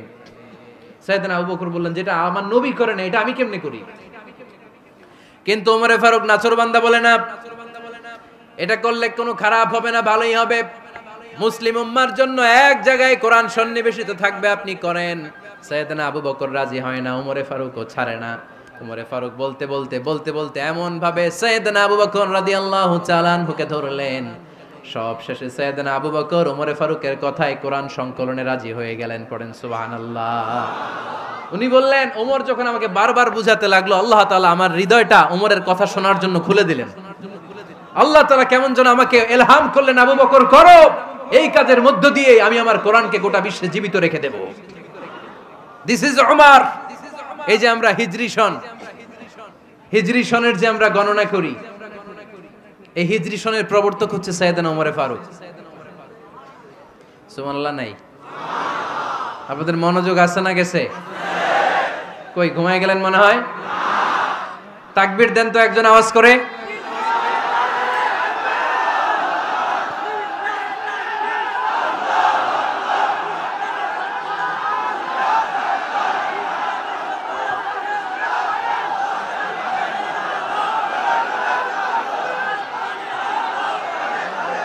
মাশাআল্লাহ, মাশাআল্লাহ। বসেন বসেন, এখনই শেষ করে দেব কিছু সময়ের মধ্যে। আমরা একসাথে বিদায় নিব ইনশাআল্লাহ। ওঠা বসা করবেন না, ওঠা বসা করবেন না, বসেন। সাইয়েদনা ওমরে ফারুক এই হিজরি সনের গণনা শুরু করেছেন। সাহাবারা বলল, আমিরুল মুমিনিন, খ্রিস্টানদের ঈসাই সন আছে, আমাদের মুসলমানদের কোনো সন নাই। আমাদের একটা সন থাকলে আমাদের জিজিয়া নিতে, আমাদের যাকাতের টাকা উত্তোলন করতে অনেক সুবিধা হবে। ওমর ফারুক বললেন, তাহলে কোন সালকে হিজরি, কোন সালকে মুসলিম সাল হিসেবে আমরা ঘোষণা দিতে পারি? একজন বলল, আমার নবী যেই সালে জন্মগ্রহণ করেছেন ওই সালে। ওমর ফারুক বললেন, না, আমার নবীর জন্ম আমাদের জন্য খুশির দিন, কিন্তু এটা আমাদের জন্য প্রেরণা নয়। প্রেরণা নবীর কাজে, ঠিক কিনা? আরো কিছু সাহাবারা বলল, তাহলে যেই সালে আমার নবী ইন্তেকাল করেছে ওইটারে প্রথম সাল ধরেন। ওমরে ফারুক বললেন, না, যেদিন তিনি ইন্তেকাল করেছেন এটা আমাদের দুঃখের দিন, এটা আমাদের প্রেরণা নয়। আমাদের প্রেরণা হচ্ছে বিশ্বনবীর ত্যাগ, তিতিক্ষা আর কাজের মধ্য দিয়ে। জোরে কোন ঠিক কিনা? ওমরে ফারুক বললেন, যেদিন বিশ্বনবী ইসলাম রক্ষায় নিজের মাতৃভূমি ছেড়ে মক্কা থেকে মদিনায় গিয়েছেন, ওই দিনটাকে হিজরি প্রথম দিন ধরে আমরা হিজরি সাল গণনা করে শুরু করে দেব। ওইটাই হচ্ছে হিজরি সন। সেখান থেকে হিজরি সনের প্রবর্তন করেছেন সাইয়েদনা ওমরে ফারুক রাদিয়াল্লাহু তাআলা আনহু।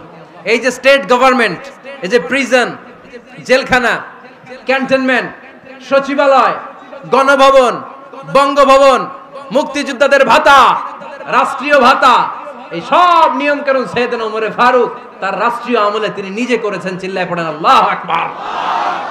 মুসলমানদের আলাদা কারেন্সি, নিজস্ব মুদ্রা ব্যবস্থা নিজে চালু করেছেন।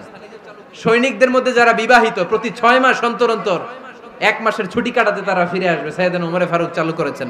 চিল্লায় আওয়াজ করে পড়েন আল্লাহু আকবার। এই যে আমরা 20 রাকাত সালাতুত তারাবি পড়ি রমাদানে, পড়েন না আপনারা? এটা সাইয়েদনা ওমরে ফারুক চালু করেছেন। সুবহানাল্লাহ পড়তে পারলেন না?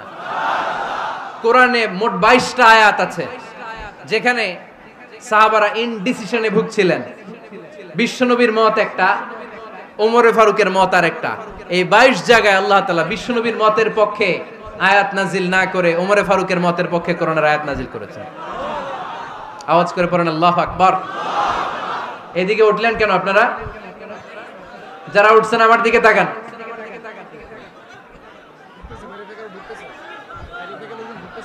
কিছু ভিতরে ঢুকতেছে, কিছু বাইরে দিতেছে না?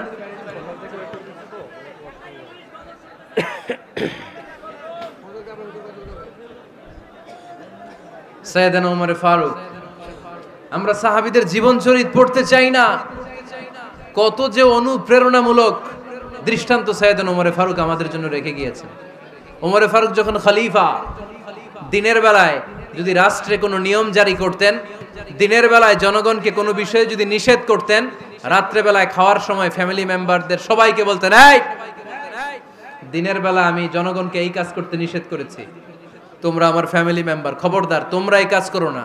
জনগণ করলে যতটুকু শাস্তি, তোরা করলে পাবি ডবল শাস্তি। সুবহানাল্লাহ কইবেন না? আমাদের নেতারা ওই বাড়ির বিচার করে, ওই বাড়ির মাইয়ার বিচার, ওই বাড়ির পোলার বিচার। নিজের পোলা গাঞ্জা টানে, আছে না নাই? নিজের মেয়ে অপরাধ করে, আছে না নাই? কি নেতা ছিলেন ওমরে ফারুক!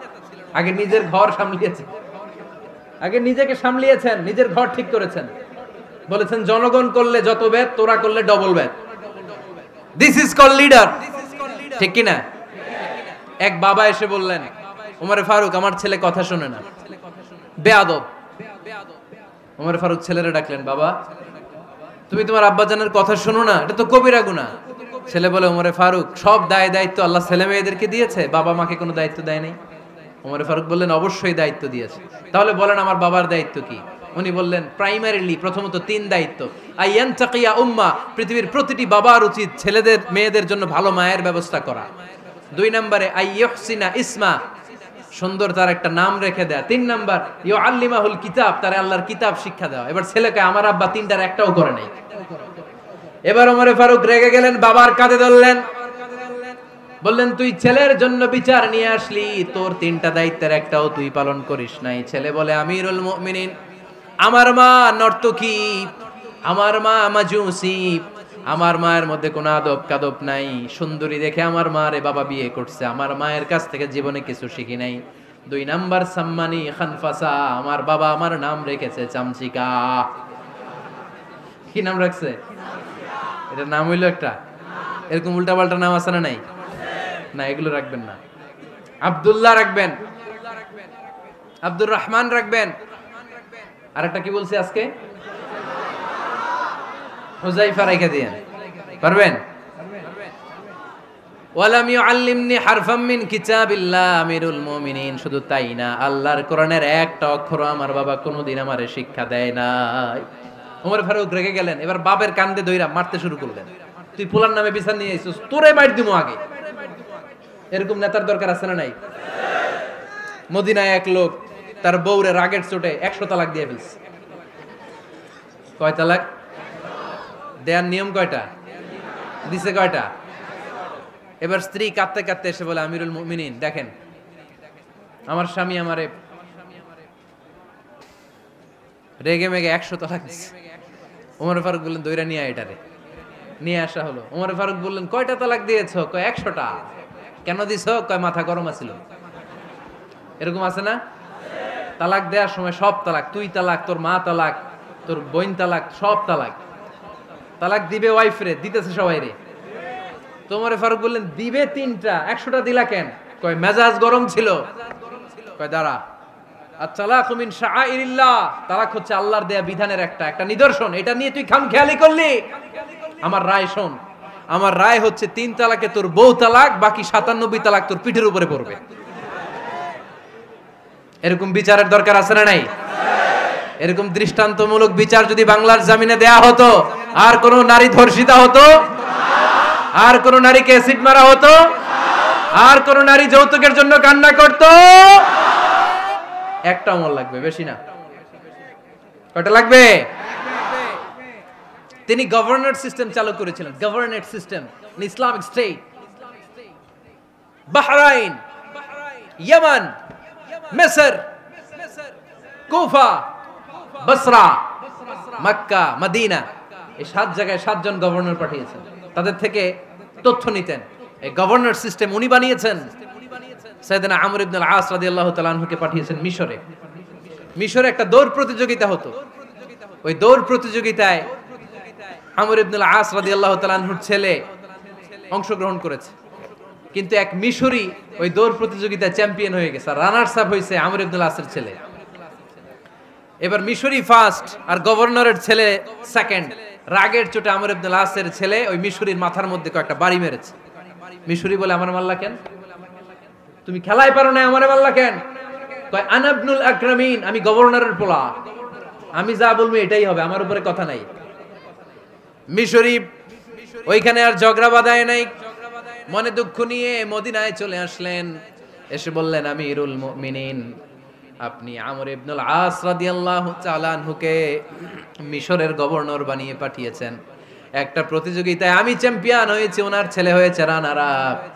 কেন সে চ্যাম্পিয়ন হতে পারে নাই? এই কারণে আমার মাথায় লাঠি দিয়ে 3টা বাড়ি মেরে। বিচারটা দিছে কার দরবারে? কথা বুঝেন নাই বোধহয়? ওমর ফারুকের দরবার। ওমর ফারুক বললেন, তাই আগামী বছরের অমুক তারিখ আমি সব গভর্নরদেরকে ডেকে হিসাব নেই, তো ওই দিন তুই থাকবি, পারবি না? মিশরে বলে, পারবো মানে অবশ্যই পারবো। ওই দিন 7 রাজ্য থেকে 7 গভর্নর হাজির, গভর্নরদের ছেলেরাও হাজির, মিশরীয় হাজির।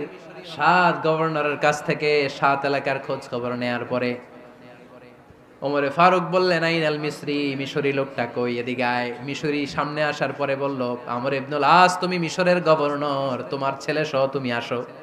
আমর ইবনুল আস এসে সামনে বসে রইলেন। এবার বললেন, ও আমর ইবনুল আসের ছেলে, তুমি নাকি ইবনুল আকরামিন গভর্নরের ছেলে, তুমি যা বলবা মিশরে নাকি তাই হবে, তোমার নাকি অনেক দাপট। নিজে একটা লাঠি এনে মিশরীর হাতে দিয়ে বলল, এবার তোর মাথায় যতটা মারছে তুই ততটা গুনে গুনে মার, আমি দেখবো। আমর ইবনুল আস দেখবে, আমর ইবনুল আসের ছেলেরে তুই এখানে মার। সে বলতেছে, থাক, আপনি বলছেন এতেই যথেষ্ট, মারা লাগবে না, আমি মাফ করে দিলাম। ওমরে ফারুক বলল, খবরদার, মার, মার ওর মাথার মধ্যে। মিশরি ওমরে ফারুকের ধমক শুনে ভয়ে ভয়ে 3টা বাড়ি মারল। এই বাড়ি মারা দেখেও ওমরে ফারুকের হৃদয় ঠান্ডা হয় নাই। লজ্জায় আমর ইবনুল আস, বয়স হয়ে গিয়েছে সাহাবা, মাথা তখন টাক, মাথায় চুল নাই, লজ্জায় মাথাটা হেট হয়ে মাথাটা নিচু করে রেখেছে। এবার রাগের চোটে ওমরে ফারুক বললেন, এবার আমর ইবনুল আসের টাক মাথার মধ্যে একটা মার, মার। কেন ছেলেকে শিক্ষা দিতে পারে নাই? ইয়া আমর ইবনুল আস, মাতা জাআলতুমুন নাস আবিদা, তোমরা কখন মিশরীদেরকে নিজেদের দাস বানায় নিলা? ওয়াকাদ ওয়ালাদাতুম উম্মুহুম আহরারা, আর ওদের মায়েরা তো ওদেরকে স্বাধীন সন্তান হিসেবে প্রসব করেছে। মানুষদের উপর ক্ষমতাগিরি করার জন্য গভর্নর পাঠাই নাই। খবরদার, জনগণ, তাদেরকে দেখভাল করার জন্য তোমাদেরকে পাঠানো হয়েছে, তাদের উপর কোনো অত্যাচার করার জন্য নয়। চিল্লায় বলেন ঠিক কিনা? এরকম নেতা কয়টা লাগবে? কয়টা? ওই নেতার নাম কি? ওমর, হা হুয়া ইয়াতি ওমর। 22 জায়গায় বিশ্বনবী কয় একটা, ওমরে ফারুক বলে আরেকটা। আল্লাহ বলে, বিশ্বনবী আপনার পক্ষে আমি আয়াত নাজিল করতে পারলাম না, আমি ওমরের পক্ষে নাজিল করে দিলাম। বিশ্বনবী বলতেন, ইন্নালি কুল্লি উম্মাতিন মুহাদ্দাস, সব উম্মতের মধ্যে, সব নবীর উম্মতের মধ্য থেকে একজন করে আল্লাহ তাকে মুহাদ্দিস বানাতো। মুহাদ্দিস না, মুহাদ্দাস। মুহাদ্দাস মানে এমন লোক যিনি যা ভাবতো ওই ভাবনাটাই আল্লাহ আয়াত হিসেবে নাজিল করে দিতেন। বিশ্বনবী বলেন, আমার উম্মতের মধ্যে মুহাদ্দাস হচ্ছে সাইয়েদনা ওমর।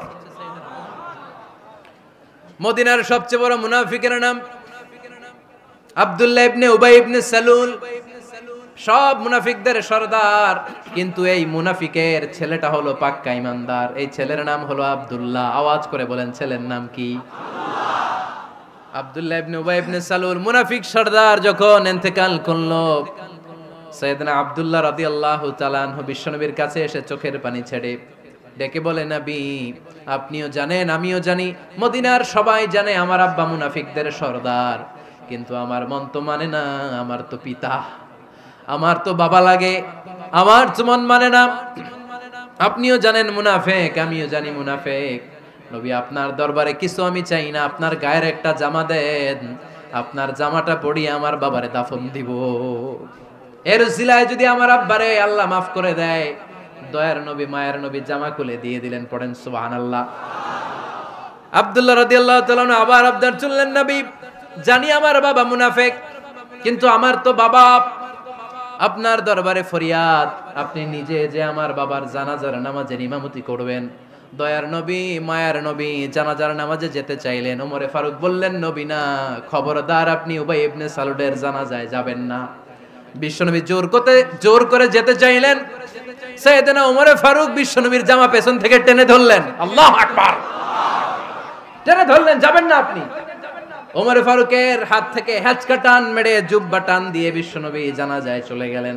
রব্বুল আলামিন আয়াত নাজিল করলেন, ইস্তাগফির লাহুম আও লা তাস্তাগফির লাহুম ওয়া ইন তাস্তাগফির লাহুম ৭০ মাররাতান ফালান ইয়াগফিরাল্লাহু লাহুম। নবী গো, একবার নয়, দুইবার নয়, ৭০ বারও যদি এই মুনাফিকের জন্য আপনি ক্ষমা চান, তার জন্য ক্ষমা নাই, তার জন্য আছে জাহান্নাম।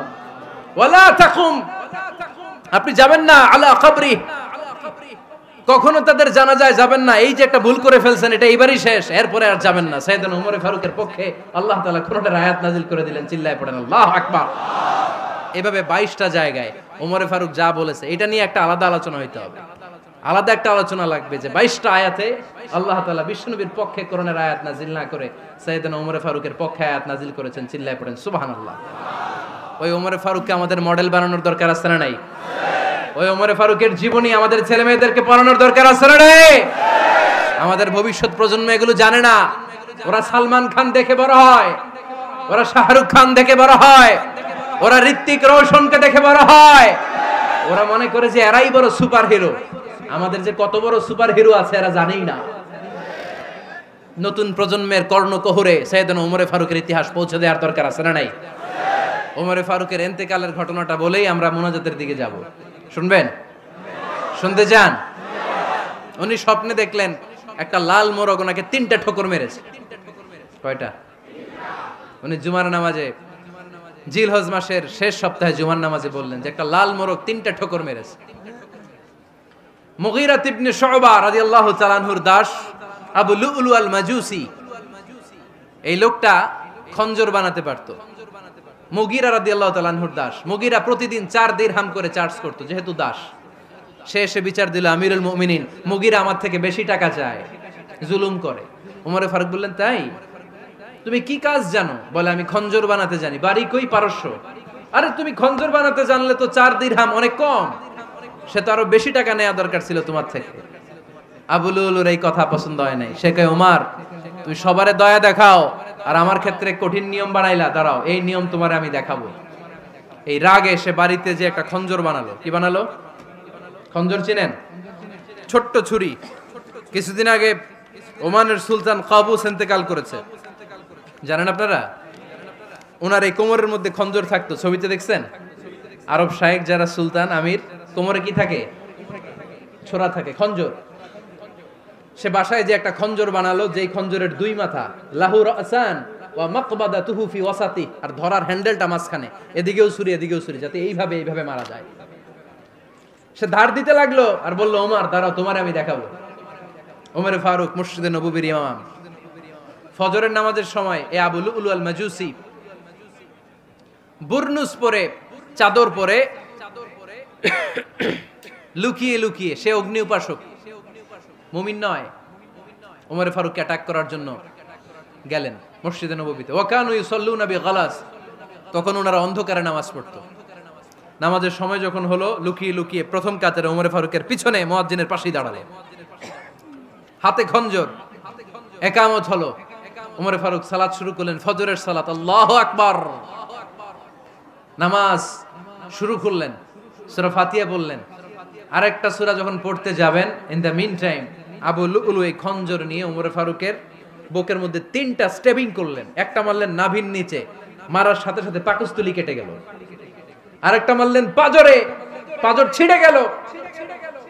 3টা মারার পরে ওমরে ফারুক বললেন, কাতালানি আল কালব, এক কুকুর আমাকে মেরে ফেলেছে। পেছন থেকে এক সাহাবীকে টান মেরে সামনের দিকে নিয়ে গেলেন, তুমি নামাজের ইমামতি করাও। আর ওমরে ফারুককে বাকিরা ধরাধরি করে পেছনে নিতে আরম্ভ করলেন। আর এই আত্মাই আক্রমণ যে করেছে, সে কাতারের মাঝখান দিয়ে যেতে আরম্ভ করলো আর 2 দিকে ছুরি মারতে আরম্ভ করলো। 13 জন সাহাবীর গায়ে ছুরি মেরেছে, 7 জন সাহাবা স্পট ডেথ, জায়গায় মৃত্যু। এই ভয়ঙ্কর অবস্থা দেখে এক সাহাবী বুরনুস, এক ধরনের জুব্বা আছে মাথাওয়ালা, অনেকে জ্যাকেট পরছেন না এরকম মাথাওয়ালা, লম্বা জুব্বা আছে আরবরা শীতে পরে মাথাওয়ালা, এই মাথাওয়ালা জুব্বা বের করে এক সাহাবী জালের মতো তার দিকে উড়ায় মারলো। ওই বুরনুসের মধ্যে পেঁচিয়ে আবু লুলু মাটিতে পড়ে গেল আর সুইসাইড করে ফেললো, নিজের বুকে নিজে মেরে আত্মহত্যা। যেই সাহাবীকে ইমামতির জন্য দাঁড় করালেন, উনি ছোট্ট সূরা দিয়ে, প্রথম রাকাতে সূরা আল কাউসার, দ্বিতীয় রাকাতে সূরাতুল ইখলাস দিয়ে নামাজ শেষ। ওমরে ফারুক বেহুশ। ওমরে ফারুক কি? হ্যাঁ, বেহুশ। সবাই কান্নাকাটি করতেছে, সবাই দেখতে গেলেন, এখন হুঁশ ফিরে না। মুখের মধ্যে, মুখ খুলে রাষ্ট্রের চিকিৎসক মুখের মধ্যে দুধ দিলেন, ওই নাভি দিয়ে দুধ বের হয়ে যায়, পাকস্থলী কেটে ওখান দিয়ে দুধ বের হয়ে যাচ্ছে। তারা বললো, ওনারে বাঁচানো সম্ভব না, দেখেন হুঁশ ফিরে কিনা। হুঁশ ফিরলে ওনার পরে কে আমির হবে, উনি যেন প্যানেল ঠিক করে দিয়ে যায়। সবাই তাকিয়েছে ওমরে ফারুকের চোখের দিকে। আল্লাহর মেহেরবানিতে ঘন্টা খানিক পরে উনি চোখ খুললেন। চোখ খোলার পরেই বলেন নাই, ও মা আমি মরে যাই। চোখ খোলার পরে উনি বলেন নাই, কে মারলো আমারে। চোখ খোলার পরে উনি বলেন নাই, আমার পরে নেতা কে হবে।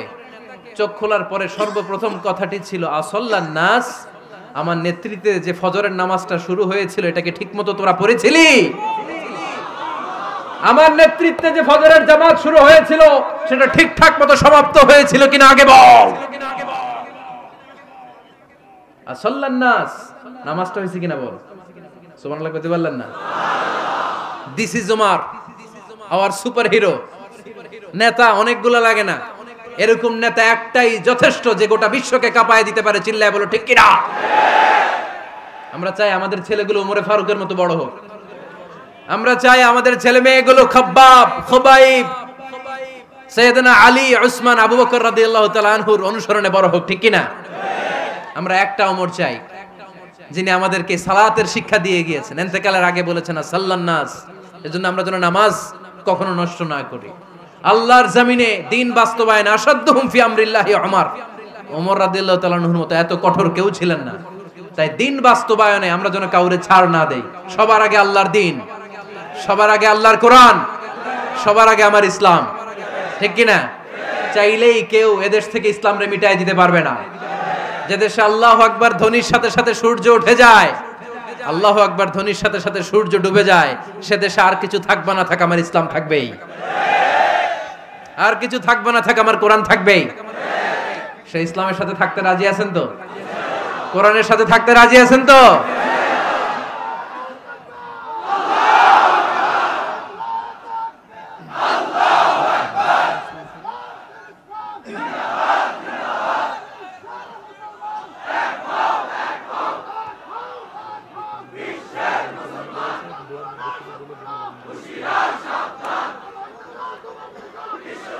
আল্লাহ আমাদের সবাইকে কবুল আর মঞ্জুর করে নেক। আমরা পড়ি আমিন।